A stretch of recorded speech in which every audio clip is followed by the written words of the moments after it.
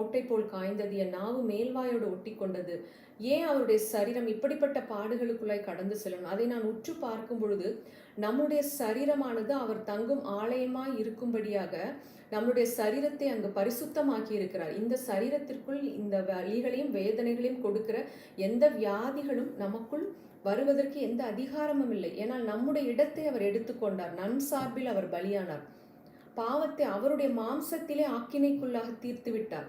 அப்ப நம்மளுடைய சரீரத்துல இந்த வியாதிகள் வேதனைப்படுத்த வேண்டிய அவசியமே இல்லை. இதை நாம் அறிந்து கொள்ளும் பொழுது, ஆழமாய் புரிந்து கொள்ளும் பொழுது நம்மளுடைய சரீரமானது அவர் தங்குகிற ஆலயமாய் மாறுகிறது. அப்பொழுது நம் சரீரத்தினாலும் நாம் அவரை மகிமைப்படுத்துகிறோம்.